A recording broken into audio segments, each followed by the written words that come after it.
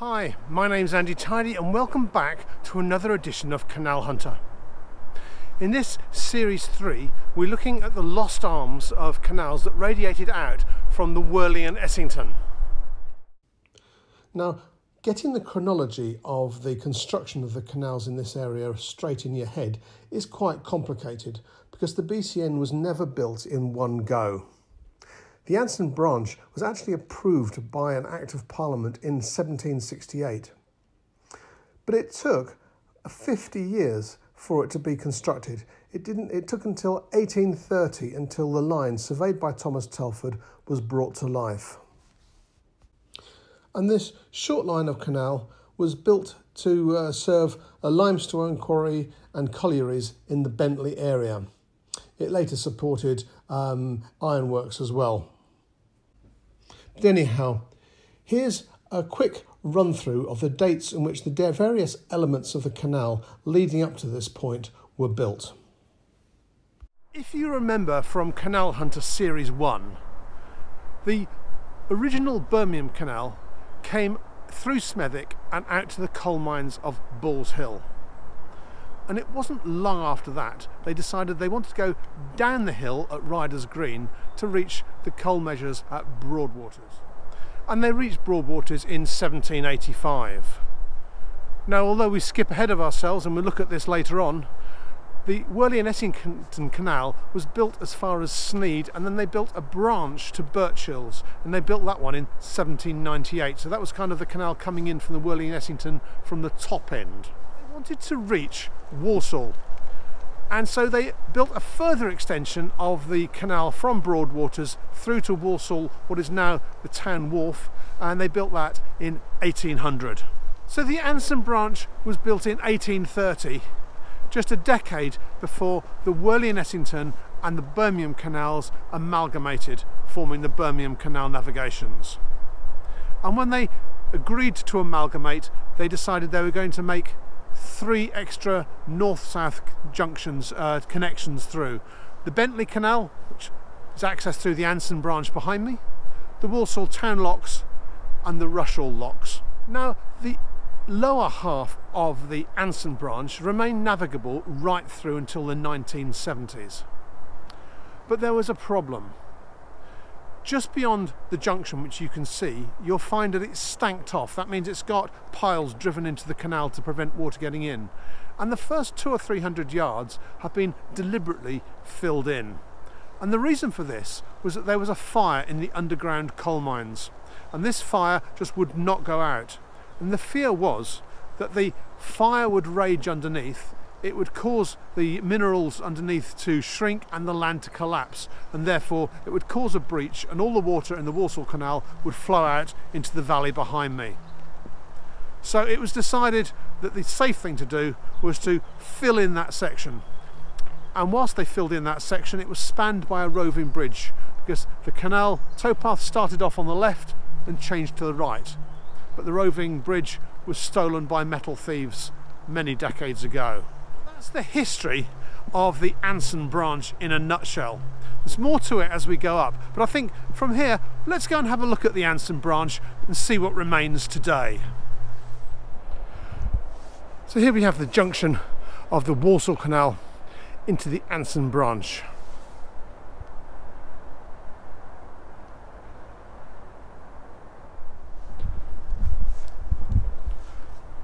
Now this is the section which has been deliberately filled in to prevent the underground fires causing subsidence.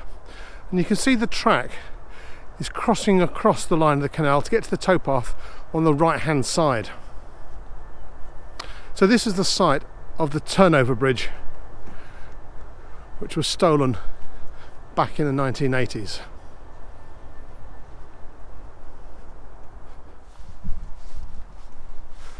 But just beyond the filled in section, you can see that the canal bed returns to water. It's at a reduced level, and the surplus water is thrown out into the River Tame at the aqueduct. But for the next mile or so, we have a classic reeded ditch of an abandoned canal.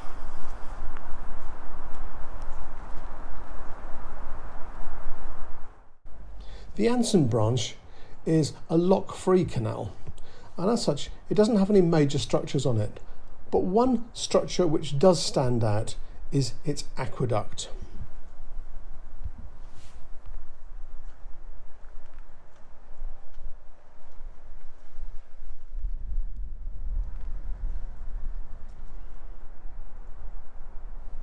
And this original brick-built structure still stands, carrying in one side an overflow drain, on the other there is the existing course of the River Tame.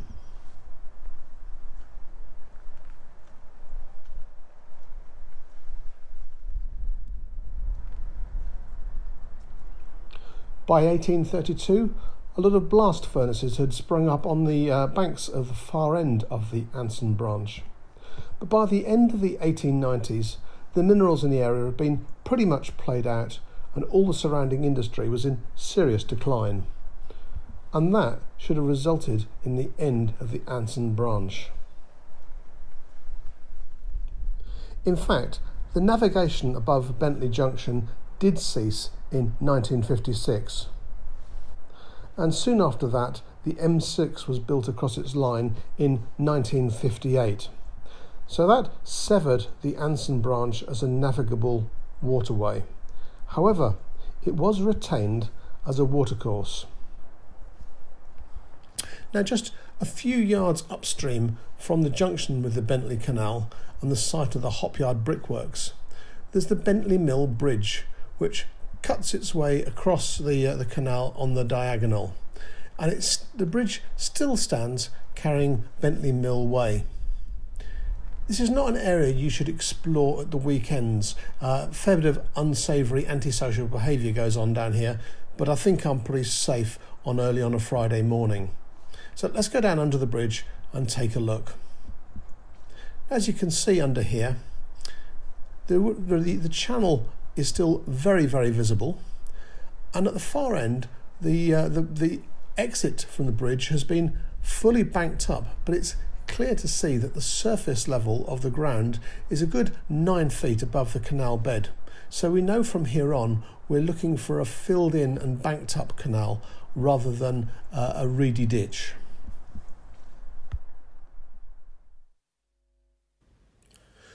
And coming out the other side of the bridge, where we can still see the parapet rails in place, you can see the slot which provides the ventilation into the bridge beneath. And turning around, looking through the area of public open space, you can see the line of the canal mapped out with these ventilation posts, quite distinctive in the area, and they still stand venting any noxious fumes that might have been created from whatever was used to fill in the canal.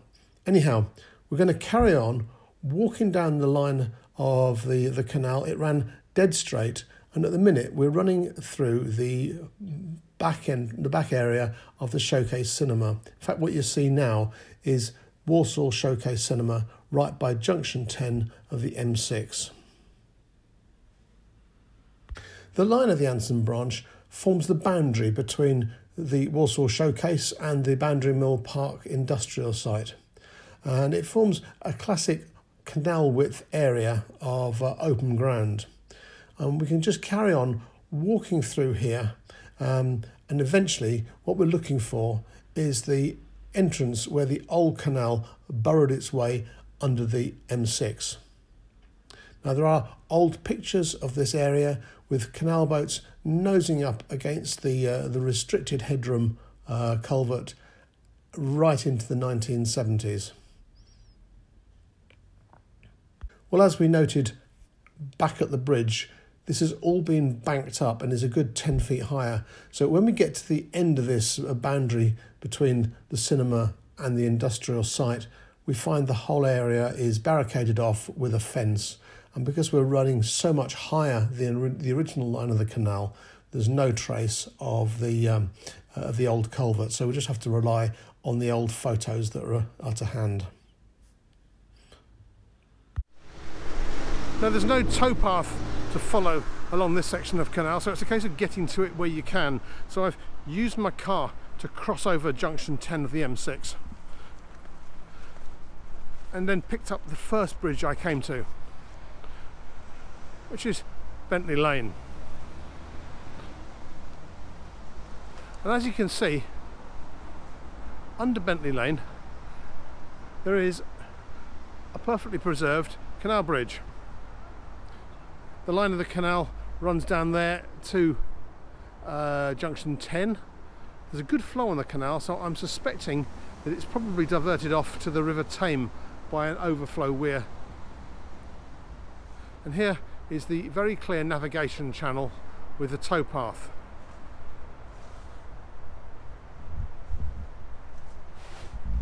Now this towpath along here looks suspiciously narrow, so I'm going to watch my feet rather than the camera, so apologies for anything shaky here.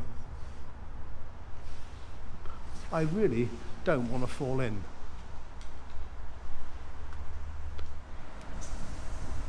Now, because the towpath is pretty inaccessible along here, this is one of the few shots I can get simply looking up the canal. And you can see the canal is framed by a gigantic pipe bridge lifted up to allow boats to pass under. Navigation through here was blocked by the construction of the M6.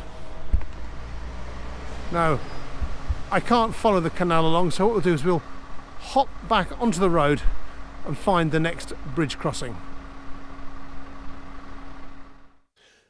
Now, accessing the Anson Branch at this northern end is really tricky. There's no towpath left and there's no public access. But it's tantalising because halfway between Bloxwich Lane and Bentley Lane there was a wharf, and the wharf led off to the Pouk Hill Quarry. And not only was there a tramway that led to the Pouk Hill Quarry, there was also a tunnel that went underground. And my ambition has always been to get into Pouk Hill Quarry and have a look and see if I can see anything of the old tunnel. Well, my exploration of the Pouk Hill Quarry comes to something of a frustrating end. I've come to the final bank at the end, and where I hope to find the remains of a tunnel entrance, all I find is a big bank of earth and some odd bits of masonry. So I guess the end tunnel into the Anson Branch has gone.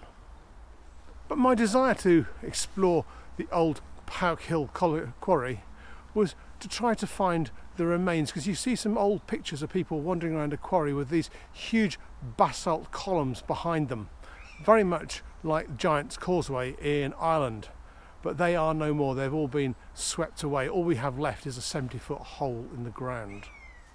Now, to those of you of a certain age will remember the band Slade. And Slade, in their very earliest incarnation, was known as Ambrose Slade. And their very first album in 1970 was called Beginnings. And that contains a song called Pouk Hill. A strange little connection, but not so strange, because lead singer Noddy Holder grew up in the estate just beside Pouk Hill. So I guess Noddy has stood in this spot many times. Anyhow, this is Pouk Hill Quarry for what it's worth in 2019. Not an awful lot to see, but a huge amount of great high quality granite roadstone was extracted from the hill and then the hole through the tunnel and out to a wharf, which is kind of about 400 yards in front of me. So in the absence of a credible towpath, I've taken the car around and I've now come to Bentley Lane, and I've picked up the next bridge over the Anson Branch. You can see here the water is much deeper, almost up to normal canal depth. So let's go under the bridge, have a look. Under the pipe bridge and into the bridge hole.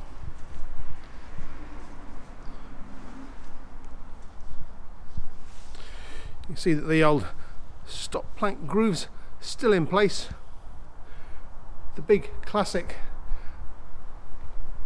stone block edging built by the BCN is here. Got us a low bridge. I think you could bring a horse under here. I think it's been lowered.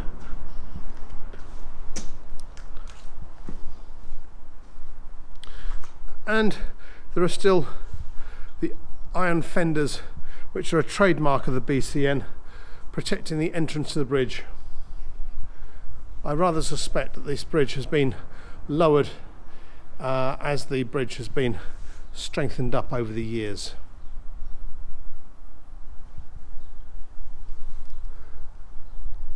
From here, the Anson Branch continues in towards its terminus in Reedswood Park. So I'm going to have a scout around and get myself into Reedswood Park and see what we can see. But I can see there's going to be no entrance through from here under Bentley Lane. Now, the collieries of Reedswood were one of the main destinations for this canal, and in Reedswood Park, in a slightly dilapidated state, there is one of the side loading basins still in water. Now, this is the final end of the Anson Branch. We're in Reedswood Park, and this was the area of the Reedswood collieries. There were to be a number of arms and basins. There's a basin just behind me, which you can see the entrance to. There was a main basin a little further up the channel, and then there was the Bradford branch, which they did think about extending at one time, but in the end it just ran on for a few hundred yards up what is now a road. But this is journey's end for the Anson Branch. Now, I said that the mines and the minerals up here were largely worked out by 1890, but then you see 1970s photos of the newly built M6 with a brand new culvert underneath. Not fully navigable, but navigable for a weed cutter. And you've got to wonder why that is. Well, the Anson Branch no longer really served any useful purpose for trade, but it did carry one really useful commodity, and that was water. You see, the Anson Branch got a new lease of life in 1922 because they decided to build the Birchills Power Station. And the power station sits on a site that is now Sainsbury's. And power stations need cooling water, and they need a lot of it. And they built a second power station on the Birchills site in 1949 after the nationalisation in 1948. And this combined gigantic sized power station, which was one of the largest at the time, needed a lot of cooling water. In its day, the Birchills Power Station was one of the largest. It produced 191 megawatts of power. It had 6 chimneys, 6 cooling towers. The power station was fired by slack coal. That means it's the coal dust and the little bits and pieces. And they brought that slack coal in from the Cannock coalfield. Some of it came by road, some of it came by rail, some of it did come by canal. It was one of the last trades that came down the Worley and Essington. So this is the inlet off the Anson Branch. And my belief is that this was the inlet to those 2 Mather and Platt pumping engines serving the power station that was about half a mile away up the hill behind it.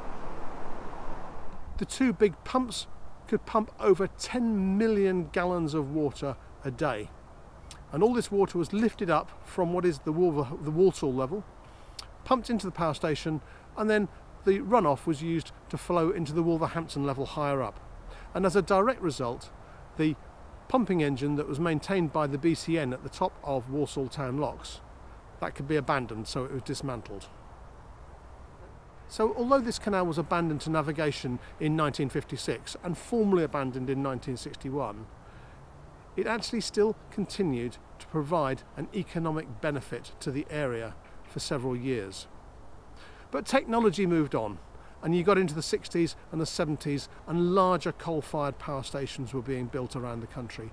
And these power stations could produce 10 times the quantity of the power made at Birchills, and they could do it using less fuel.